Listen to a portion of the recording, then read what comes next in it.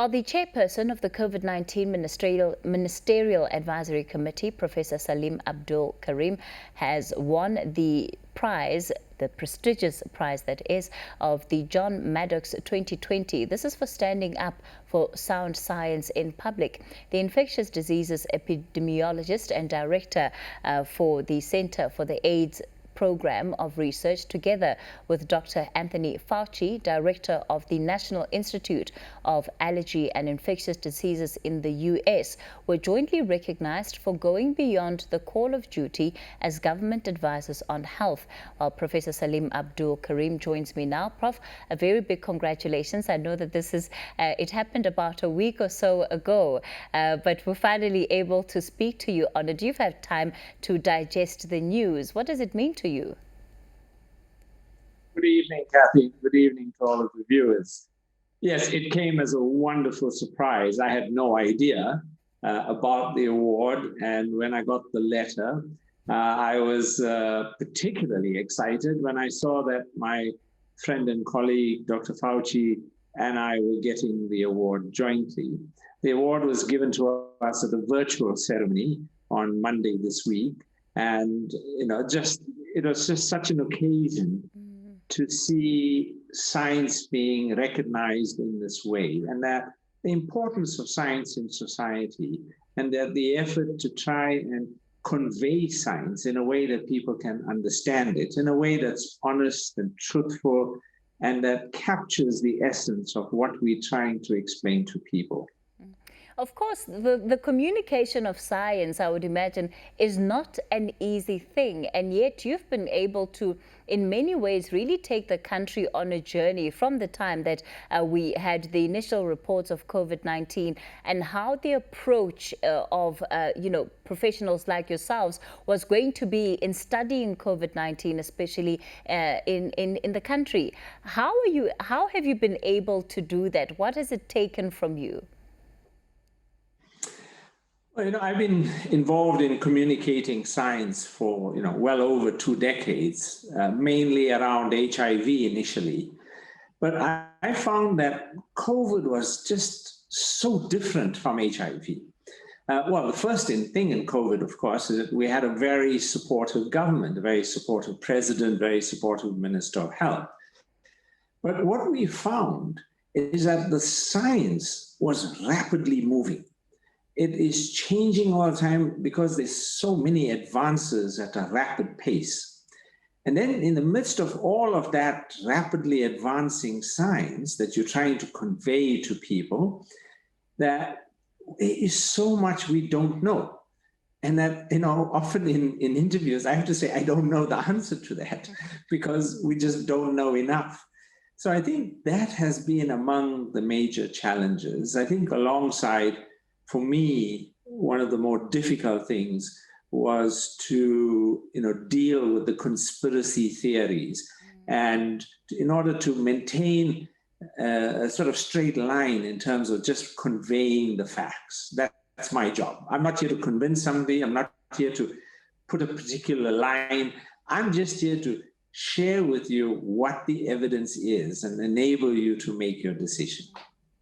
Of course, we're not out of the woods just yet, and there still remains a great deal of distrust in terms of this virus. Some people still question if, in fact, it even exists. And this is, despite the fact that the country has been under lockdown for close on 8 months. How do we begin to change that and ensure that the message filters through to everyone in the same way? I mean, we have in COVID-19 a very particular kind of denialism. And that denialism comes in the form of, this COVID-19 is just like flu.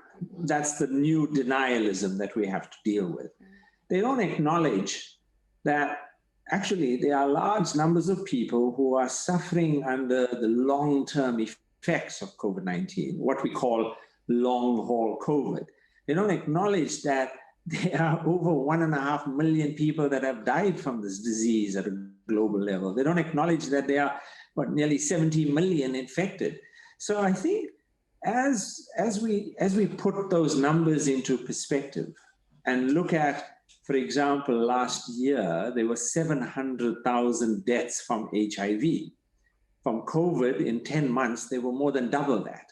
So we're dealing with quite a severe condition. It might not look it, and certainly those who would rather have and want to support a different agenda may not look at it like that. But when we take a disease seriously, that's when we give ourselves the best chance of defeating it. The moment we go into denialism, the moment we try to put it down or shun it away or take an ostrich approach that it doesn't really exist or is not as severe, then we head for trouble. And so that's been my task, was to just continually provide the evidence, provide the information. Of course, the country seems to be entering a different territory as we get into the festive season, accompanied by an increase of COVID-19 cases. There's incredible fury at the decision by the president to ban at least some beaches in the country, regardless of the varying regulations that would apply and when they would apply. What happens if this ban is overturned, Professor Karim, and there's open access to beaches yet again? You know, I don't know how else to say this, but we are in the midst of a global pandemic. We are in the midst of something that is killed 1.5 million people. We can't, believe that, we should live our lives as normal. We've got to make certain sacrifices.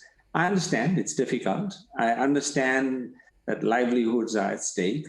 But we have to find some kind of middle ground, one that doesn't lead us into a situation where we could see another super spreading event.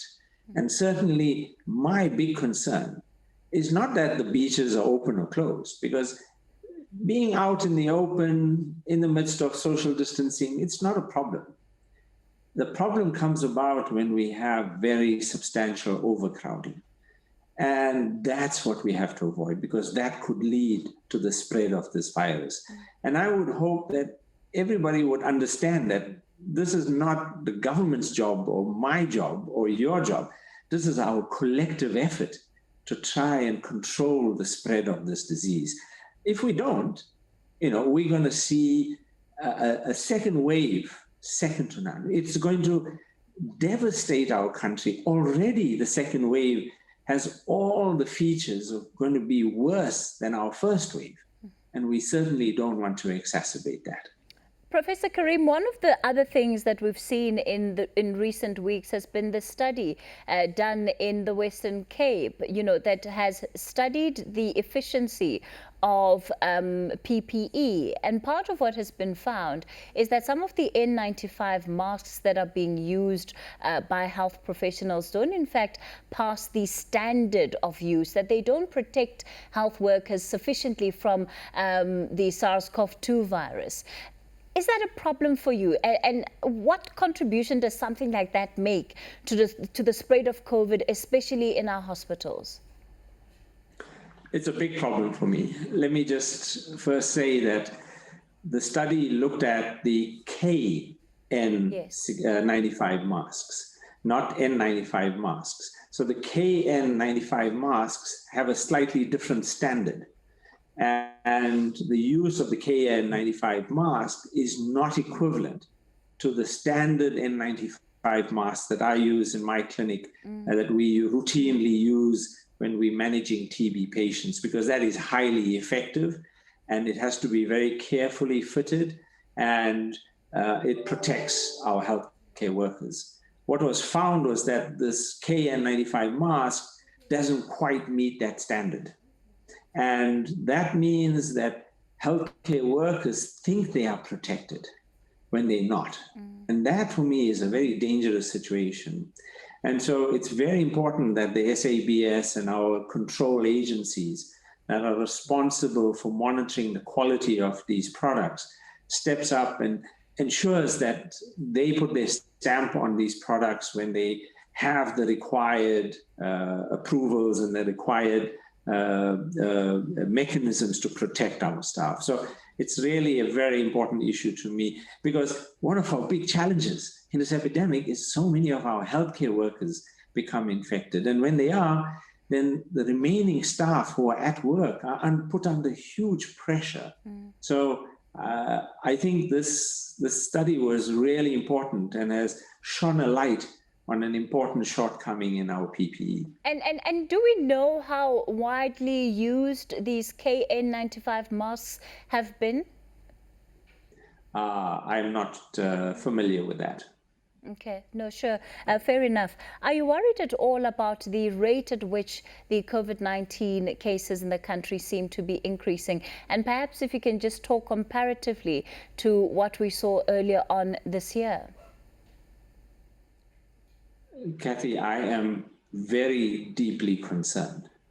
The situation right now is at a level that I had not anticipated at all. I had thought we would be in our second wave somewhere in early January, after the December movements of people for their vacation. Instead, our second wave is about 4 to 5 weeks earlier than I anticipated. But it's not just that it's early, it's that it's now at a point where it's spreading quite fast, and we are still in the midst of having the movements of large numbers of people. So I worry about the situation right now, for example, in the Western Cape, where they are seeing more cases per day now than they did at the peak of the first wave. Their second wave is much worse than their first wave. Now, when you add to that you're now going to have a whole lot of holiday makers coming into the Western Cape when they can barely cope with the increasing number of cases of their own population, can you just imagine what this is going to lead to in terms of the pressure that our hospitals are going to feel if the visitors also become ill and now need medical care? So I have to say, there are many things about the second wave coming in the midst of our holiday season that really gives me nightmares in terms of what we are heading into over the next 2 to 3 weeks. Professor Karim, when you look at the use of technology, part of what we saw again earlier on in the year was that we're told network providers were going to come on board, work with government, help with contact tracing, and we were all encouraged to download, part of the government app as just one of the interventions, really. Now, I've downloaded that app, and to date, I still haven't gotten any notification of having been in contact with somebody that's COVID-19 positive, and that could very well have been the case. But the point is, have we been using technology sufficiently when it comes to tracking movement around this virus and perhaps helping in terms of the interventions? I think there have been several efforts to use different kinds of technologies. I'm not familiar with all of the details. I have the app myself. It's hasn't sent me a notification yet, but I check on it every now and then. But then I'm pretty careful about where I go to in the first place. I think what's important with these kinds of apps is that you've got to have enough people using it. And I don't know at this stage whether there are enough people using it. The last time I heard, I think there were somewhere in the region of 1 to 2 million people using it. If we are to really benefit from it, we need 70, 80% of our population to be using this kind of app. And I think that to get to that kind of level of use, then it would be useful. Right now, the way in which we do contact tracing is a very manual approach. And I actually personally think it's a very good way of doing contact tracing. After all, when I trained in epidemiology and in public health, I worked in the TB clinic, and we did all our contact tracing manually, where you actually talk to people and you learn about who they interacted with, and you put people at ease and they give you the information. And I find that that's a very important part. So I'm not particularly concerned about whether apps are used or not. I think good old shoe leather epidemiology, as we used to call it. That's what enables you to control epidemics. When we take a look at what has been done, particularly in some of the Asian countries, they seem to be facing milder versions or resurgences of COVID-19. What are they doing differently? So we have several interactions with our colleagues from countries that have been able to contain the epidemic. Several of them have had second waves. For example, Australia had a second wave that was worse than their first wave. They were getting over 1,000 cases per day in Melbourne, but they were able to contain that epidemic. And they did so with quite stringent measures, something that in South Africa would be very hard to implement. They really locked down Melbourne. Literally, my friends at the Melbourne hospital were telling me how the police put roadblocks on all the exits from the city, so you couldn't come in and out, without a good reason. So they really brought the situation under control with quite stringent measures. The same with New Zealand. When they had their second outbreak, after about 100 days of no cases, they went under a severe lockdown, and that's the technique that they've used. But some countries, like South Korea, have taken a slightly different approach. And they've gone together with China with a mass testing approach. So China gets a small outbreak of cases in one of its towns or cities. They go in, and within 4 days, they've tested 3 million people. And their people come, queue up with social distancing, get their swabs. So you can only do that in a society that is willing to go through those kinds of processes. It would be very hard to implement that in our society. We don't function in the same way that they do. But I have to say it's a highly effective way, because if you take the last outbreak that they saw, they were reacting to about 17 cases. They found 74 cases just through this mass screening. And they were willing to put that kind of effort and cost into it to bring that epidemic under control. So there is a lot we can learn. There's a lot we have benefited. We can't always copy them because we are different. We can't, what's good for them, it may not be good for us, or what's doable for them may not be doable for us. But we certainly need to take away the lessons of what has given them success. Professor Salim Abdool Karim, let me thank you for your time on News at Prime tonight. He's the chair of the COVID-19 Ministerial Advisory Committee.